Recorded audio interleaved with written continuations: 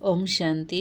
आज हम सुनेंगे बाबा के मीठे मीठे साकार महावाक्य 5 दिसंबर। बाबा ने आज कहा, मीठे बच्चे, तुम्हें जो भी ज्ञान मिलता है उस पर विचार सागर मंथन करो। ज्ञान मंथन से ही अमृत निकलेगा। मीठे बच्चे, तुम्हें जो भी ज्ञान मिलता है उस पर विचार सागर मंथन करो। ज्ञान मंथन से ही अमृत निकलेगा। आज बाबा ने बच्चों से प्रश्न किया, 21 जन्मों के लिए माला माल बनने का साधन क्या है? प्रश्न है आज का, 21 जन्मों के लिए माला माल बनने का साधन क्या है? तो बाबा ने उत्तर दिया, ज्ञान रत्न। जितना तुम इस पुरुषोत्तम संगम युग पर ज्ञान रत्न धारण करते हो उतना माला माल बनते हो। जितना तुम इस पुरुषोत्तम संगम युग पर ज्ञान रत्न धारण करते हो उतना माला माल बनते हो। अभी के ज्ञान रत्न वहाँ हीरे जवाहरात बन जाते हैं। जब आत्मा ज्ञान रत्न धारण करे, मुख से ज्ञान रत्न निकाले, रत्न ही सुने और सुनाए, तब उनके हर्षित चेहरे से बाप का नाम वाला हो। जब आत्मा ज्ञान रत्न धारण करे, मुख से भी ज्ञान रत्न ही निकाले, रत्न ही सुने और सुनाए, तब उनके हर्षित चेहरे से बाप का नाम वाला हो। आसुरी गुण निकले तब माला माल बने। ओम शांति। बाप बच्चों को ज्ञान और भक्ति पर समझाते हैं। यह तो बच्चे समझते हैं कि सतयुग में भक्ति होती नहीं, ज्ञान भी सतयुग में नहीं मिलता। श्री कृष्ण ने भक्ति करते हैं, श्री कृष्ण ने भक्ति करते हैं, ने ज्ञान की मुरली बजाते हैं। मुरली माना ज्ञान देना। गायन भी है ना, मुरली में जादू, तो ज़रूर कोई जादू तो होगा। सिर्फ मुरली बजाना ये कॉमन बात है। फ़कीर लोग भी मुरली बजाते हैं, इसमें तो ज्ञान का जादू है। अज्ञान को जादू नहीं कहेंगे। मनुष्य समझते हैं श्री कृष्ण मुरली बजाता था तो उनकी महिमा बहुत करते हैं, और बाबा कहते श्री कृष्ण तो देवता था। मनुष्य से देवता, देवता से मनुष्य, ये होता ही रहता है। तो जो ज्ञान की मुरली है वो श्री कृष्ण नहीं, शिव बाबा ने इस संगम युग पर बजाई, जो हम ये मुरली सुन रहे हैं। और ये काठ की मुरली नहीं, ये ज्ञान की मुरली है। और इस ज्ञान से ऐसा जादू होता है जो हम मनुष्य से देवता बन जाते हैं। और इसी का गायन है कि मुरली में जादू। तो ये बाबा बतलाते हैं। बाबा कहते श्री कृष्ण तो सतयुग में थे, और सतयुग में इस ज्ञान की ज़रूरत नहीं, वह देवता थे। दैवी सृष्टि भी होती है तो मनुष्य सृष्टि भी होती है। एक है दैवी सृष्टि, एक है मनुष्य सृष्टि। दैवी सृष्टि में देवता रहते हैं, और मनुष्य सृष्टि में हम आत्माओं के अंदर बुराइयां आ जाती हैं, अवगुण आ जाते हैं। तो इस ज्ञान से, मनुष्य से हम देवता बनते हैं। जब सतयुग है तो ये ज्ञान का वर्षा है। जब सतयुग है तो इस समय जो बाबा से हम ज्ञान सुन रहे हैं, इसका वर्षा वहाँ मिलता है।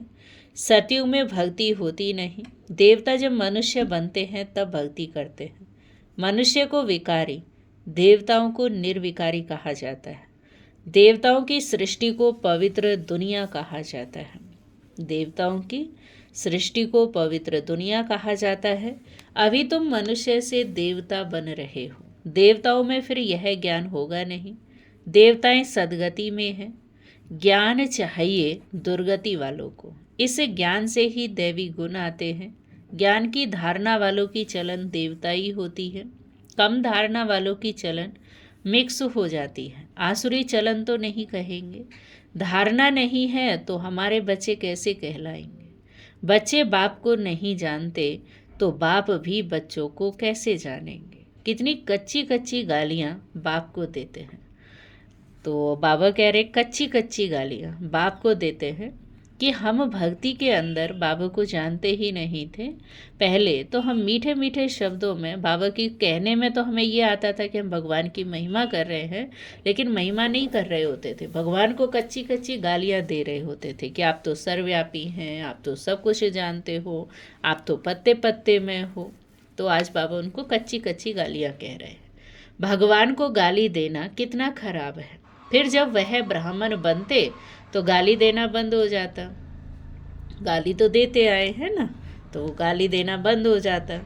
तो इस ज्ञान का विचार सागर मंथन करना चाहिए। स्टूडेंट विचार सागर मंथन कर ज्ञान को उन्नति में लाते हैं। तुमको ये ज्ञान मिलता है, उस पर अपना विचार सागर मंथन करने से अमृत निकलेगा। विचार सागर मंथन नहीं होगा तो क्या मंथन होगा। अब अच्छा नहीं है, अच्छी बातें नहीं हैं, तो बाबा कहते ज्ञान का मंथन नहीं करेंगे तो क्या करेंगे। फिर आसुरी विचारों का मंथन चलता है, जिससे किचड़ा ही निकलता है। अभी तुम हो ईश्वरीय स्टूडेंट, जानते हो मनुष्य से देवता बनने की पढ़ाई बाप पढ़ा रहे हैं, देवता तो नहीं पढ़ाएंगे। देवताओं को कभी ज्ञान का सागर नहीं कहा जाता, बाप ही ज्ञान का सागर है। तो अपने से पूछना चाहिए कि हमारे में सभी दैवी गुण हैं। अगर आसुरी गुण हैं तो उन्हें निकाल देना चाहिए, तब ही देवता बनेंगे। अभी तुम हो पुरुषोत्तम संगम युग पर, पुरुषोत्तम बन रहे हो तो वातावरण भी बहुत अच्छा होना चाहिए। छीछी बातें मुख से नहीं निकलनी चाहिए, नहीं तो कहा जाएगा कम दर्जे का। वातावरण से पता पड़ जाता है, मुख से वचन ही दुख देने वाले निकलते हैं। तुम बच्चों को बाप का नाम बाला करना है। सदैव मुखड़ा हर्षित रहना चाहिए, मुख से सदैव ही रत्न निकले। ये लक्ष्मी नारायण कितने हर्षित मुख हैं। इनकी आत्मा ने ज्ञान रत्न धारण किए थे, मुख से ये रत्न निकाले थे। रत्न ही सुनते थे और रत्न ही सुनाते थे। कितनी खुशी रहनी चाहिए। अभी तुम जो ज्ञान रत्न लेते हो वह फिर सच्चे हीरे जवाहरात बन जाते हैं। 9 रत्नों की माला कोई हीरे जवाहरात की नहीं है, इन चैतन्य रत्नों की माला है। मनुष्य लोग फिर वह रत्न समझ अंगूठी आदि पहनते हैं। ज्ञान रत्नों की माला इस पुरुषोत्तम संगम युग पर ही बनती है। ये रत्न ही किस जन्मों के लिए माला माल बना देते हैं, जिसको कोई लूट न सके। यहाँ पहनो तो झट कोई लूट लेवे। तो अपने को बहुत बहुत समझदार बनाना है, आसुरी गुणों को निकालना है। आसुरी गुण वाले की शक्ल ही ऐसी हो जाती है। क्रोध में तो देखो लाल तावा जैसे हो जाते हैं। काम विकार वाले तो एकदम काले मुंह वाले बन जाते हैं। क्रोध में तावे के मिश्र और काम विकार में काले मुंह वाले। श्री कृष्ण को भी काला दिखाते हैं। विकारों के कारण ही गोरे से सांवरा बन गया। तुम बच्चों को हर एक बात का विचार सागर मंथन करना चाहिए। यह पढ़ाई है बहुत धन पाने की। तुम बच्चों का सुना हुआ है, क्वीन विक्टोरिया का वजीर पहले बहुत गरीब था, दीवा जलाकर पढ़ता था, परंतु वह पढ़ाई कोई रत्न थोड़े ही है। नॉलेज पढ़कर पूरा पोजीशन पा लेते हैं। तो पढ़ाई काम आई, ना कि पैसा। पढ़ाई ही धन है, वह हद का और यह है बेहद का। अभी तुम समझते हो बाप हमको पढ़ाकर विश्व का मालिक बना देते हैं। वहाँ तो धन कमाने के लिए पढ़ाई नहीं पढ़ेंगे, वहाँ तो अभी के पुरुषार्थ से अकीचार अर्थात धन मिलता है। धन अविनाशी बन जाता है, धन अविनाशी बन जाता है। देवताओं के पास बहुत धन था, फिर जब वाम मार्ग रावण राज्य में आते हैं तो भी कितना धन था। जब द्वापर में आए तो भी धन था, फिर कितने मंदिर बनाए, फिर बाद में मुसलमानों ने लूटा, तो कितने धनवान थे। आजकल की पढ़ाई से इतना धनवान नहीं बन सकते। तो इस पढ़ाई से देखो मनुष्य क्या बन जाते हैं, गरीब से साहूकार। अभी भारत देखो कितना गरीब है। नाम के साहूकार भी जो है उनको तो फुर्सत ही नहीं। अपने धन पोजीशन का कितना अहंकार रहता है। इसमें अहंकार आदि तो मिट जाना चाहिए। हम आत्मा हैं, आत्मा के पास धन दौलत हीरे जवाहरात आदि कुछ भी नहीं है। बाबा कहते मीठे बच्चे, देह सहित देह के सभी संबंधों को भूलो। आत्मा शरीर छोड़ती है तो फिर साहूकारी आदि खत्म हो जाती है। फिर जब नए सिर से पढ़ें, धन कमाएं, तब धनवान बने। या दान पुण्य अच्छा किया तो साहूकार के घर में जन्म लेंगे। कहते भी है ना, ये पास्ट कर्मों का फल है। नॉलेज का दान दिया है, व कॉलेज धर्मशाला आदि बनाई है, तो उसका फल जरूर मिलता है, परंतु अल्पकाल के लिए। ये दान पुण्य आदि भी यहाँ किया जाता है। सतयुग में दान पुण्य भी नहीं होता। सतयुग में अच्छे ही कर्म होते हैं, क्योंकि अभी का वर्षा मिला हुआ है। वहाँ कोई भी कर्म विकर्म नहीं बनेगा, क्योंकि रावण राज्य ही नहीं। विकार में जाने से विकारी कर्म बन जाते हैं, विकार से फिर विकर्म बनते हैं। स्वर्ग में कोई विकर्म होता नहीं, सारा मदार कर्मों पर है। यह माया रावण अवगुणी बनाता है, बाप आकर सर्वगुण संपन्न बनाते हैं। रामवंशी और रावण वंशी की युद्ध चलती है। रामवंशी माना अच्छाई और रावण वंशी माना बुराई। तो जो युद्ध है वो है अच्छाई और बुराई की। तुम राम के बच्चे हो, कितने अच्छे अच्छे बच्चे माया से हार खा लेते हैं। बाबा नाम नहीं बतलाते, फिर भी उम्मीद रखते हैं। अधम से अधम का उद्धार तो करना होता है ना। बाप को सारे विश्व का उद्धार करना है। रावण के राज्य में सभी अधम गति को पाए हुए हैं। बाप तो बचने और बचाने की युक्तियां रोज रोज समझाते हैं। बाबा कहते फिर भी गिरते रहते हैं, तो अधम से अधम बन जाते हैं। वह फिर इतना चढ़ नहीं सकते, वह अपना अधमपना अंदर खाता रहेगा। अगर हम कोई विकर्म कर देते हैं, कोई गलती करते हैं और उसको छिपाते भी हैं, बाबा को नहीं बताते या किसी को पता नहीं चलता, तो वह अंदर ही अंदर खाता रहता है। जैसे कहते हो ना, अंतकाल जो स्त्री सिमरे, उनकी बुद्धि में वह अधमपना ही याद आता रहेगा। तो बाप बैठ बच्चों को समझाते हैं, कल्प कल्प तुम ही सुनते हो कि सृष्टि का चक्र कैसे फिरता है। जानवर तो नहीं जानेंगे ना, तुम ही सुनते हो और समझते हो। मनुष्य तो मनुष्य ही है। इन्हें लक्ष्मी नारायण को भी नाक कान आदि सभी हैं, फिर भी मनुष्य हैं, परंतु उनमें दैवी गुण है, इसलिए उनको देवता कहा जाता है।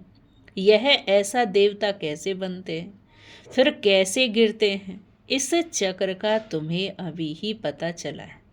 जो विचार सागर मंथन करते रहेंगे उनको ही धारणा होगी। जो विचार सागर मंथन नहीं करते उनको बाबा बुद्धू कहता है। मुरली चलाने वाले का विचार सागर मंथन चलता रहेगा कि इस टॉपिक पर यह समझाना है। उम्मीद तो रखी जाती है, अभी नहीं समझेंगे परंतु आगे चलकर जरूर समझेंगे। उम्मीद रखना माना सर्विस का शौक है, थकना नहीं है। भल कोई चढ़कर फिर अधम बना, अगर आता है तो स्नेह से तो बिठाएंगे ना, या कहेंगे चले जाओ। अगर कोई गलती करके फिर बाबा के घर में आता है, हो सकता है उसको पश्चाताप हो, दोबारा से वो पुरुषार्थ करना चाहता हो, तो बाबा कहते ऐसे नहीं है कि उसे नफरत करनी है, स्नेह से ही उनको भी बैठाना है। ऐसा तो है नहीं कि उनको कहेंगे नहीं नहीं आप तो चले जाओ। बाबा कहते नहीं, हाल चाल पूछना पड़े कि इतने दिन कहाँ रहे, क्यों नहीं आए। फिर कहेंगे ना कि हमने माया से हार खा लिया, तो समझते भी हैं ज्ञान बहुत अच्छा है, स्मृति तो रहती है ना। भक्ति तो हार जीत पाने की बात ही नहीं है। भक्ति में तो ये नॉलेज है, इसे धारण करना है। तुम जब तक ब्राह्मण न बने तब तक देवता बन न सके। क्रिश्चियंस, बौद्धि, पारसी आदि में ब्राह्मण थोड़ी होते हैं, ब्राह्मण के बच्चे ब्राह्मण होते हैं। ये बातें अभी तुम समझते हो, तुम जानते हो अल्लाह को याद करना है। अल्लाह को याद करने से बेबादशाही मिलती है। जब कोई मिले तो बोलो कि अल्लाह को याद करो। अल्लाह को ही ऊंच कहा जाता है। उंगली से अल्लाह तरफ इशारा करते हैं ना, सीधा ही सीधा अल्लाह है। अल्लाह को एक भी कहा जाता है। कहते हैं ना एक भगवान को याद करो, एक ही भगवान है, बाकी सभी उनके बच्चे हैं। बाप को अल्लाह कहा जाता है। बाप ज्ञान भी देते हैं, अपना बच्चा भी बनाते हैं। तो तुम बच्चों को कितनी खुशी में रहना चाहिए। बाबा हमारी कितनी सेवा करते हैं, विश्व का मालिक बनाते हैं। फिर खुद उस पवित्र दुनिया में देखो, बाबा आते भी नहीं हैं। पावन दुनिया में कोई उनको बुलाते ही नहीं। पावन दुनिया में बाबा कहते मुझे कोई बुलाता ही नहीं, पतित दुनिया में बुलाते हैं क्योंकि दुखी होते हैं। पावन दुनिया में क्या करेंगे बाबा आकर के, क्योंकि बाबा का काम तो क्या है, पतितों को पावन बनाना, दुखियों को सुख देना। तो जब वो सुख दे देते हैं तो फिर उस दुनिया में आकर क्या करेंगे, क्योंकि उस दुनिया में तो सुख ही सुख है। उनका तो नाम ही है पतित पावन। तो पुरानी दुनिया को पावन दुनिया बनाना उनकी ड्यूटी है। किसकी ड्यूटी है? शिव बाबा की। बाप का तो नाम ही शिव है। बच्चों को सालिग्राम कहा जाता है। दोनों की पूजा होती है, परंतु पूजा करने वालों को कुछ भी पता नहीं, बस एक रस्म रिवाज बना दी पूजा की। बाबा कहते देवियों के भी फर्स्ट क्लास हीरे मोतियों के महल आदि बनाते, पूजा करते हैं। वह तो मिट्टी का लिंग बनाया और तोड़ा, बनाने में भी मेहनत नहीं लगती है। और देवियों को बनाने में कितनी मेहनत लगती है, उनकी पूजा में मेहनत भी नहीं लगती। शिव बाबा की पूजा में बाबा कहते मुफ्त में मिलता है, शिवलिंग तो मुफ्त में भी मिल जाता है।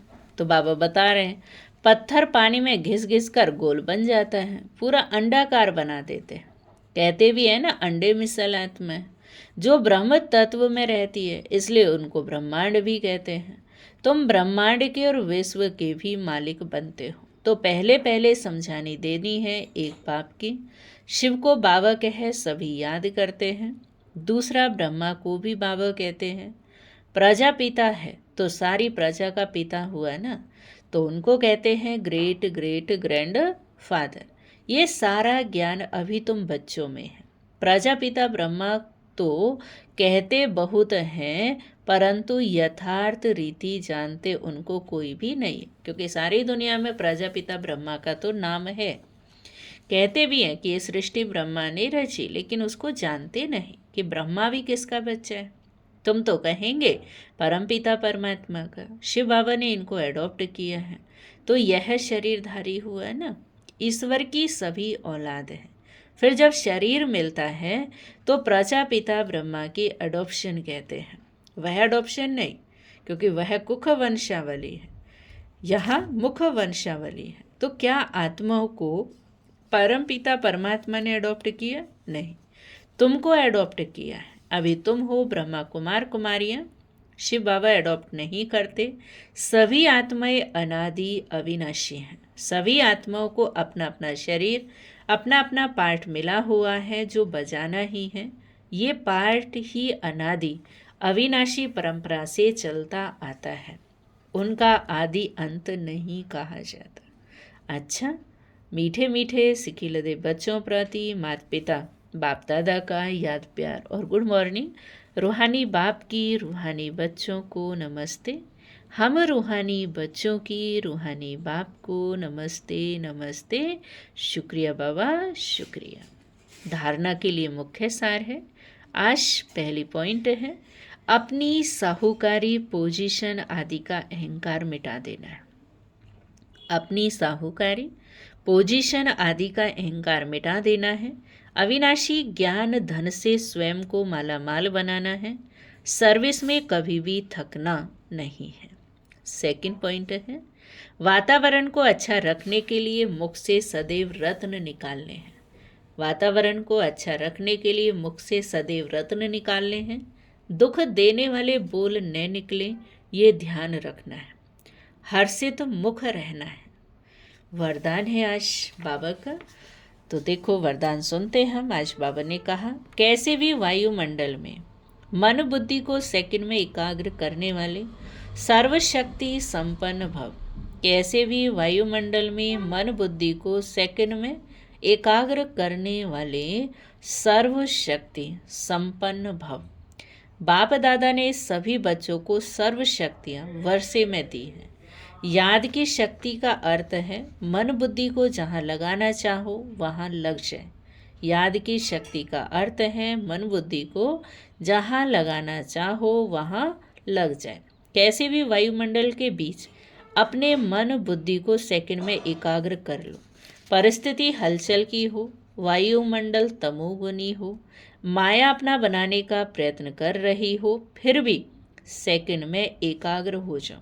ऐसी कंट्रोलिंग पावर हो, तब कहेंगे सर्वशक्ति संपन्न। स्लोगन है आज, विश्व कल्याण की जिम्मेवारी और पवित्रता की लाइट का ताज पहनने वाले ही डबल ताजधारी बनते हैं।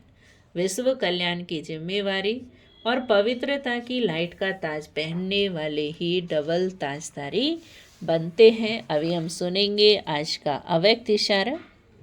तो अव्यक्त इशारे में बाबा ने कहा, जिस आत्मा को सर्व शक्तियों की अनुभूति होगी वह सदा संतुष्ट होगी। जिस आत्मा को सर्व प्राप्तियों की अनुभूति होगी वह सदा संतुष्ट होगी। उसके चेहरे पर सदा प्रसन्नता की निशानी दिखाई देगी। सेवाधारी जब स्व से और सर्व से संतुष्ट होते हैं तो सेवा का, सहयोग का उमंग उत्साह स्वतः होता है, कह करके कराना नहीं पड़ता है। संतुष्टता सहज ही उमंग उल्लास में लाती है। सेवाधारी का विशेष यही लक्ष्य हो कि संतुष्ट रहना है और सर्व को संतुष्ट करना है। ओम शांति, ओम शांति, ओम शांति।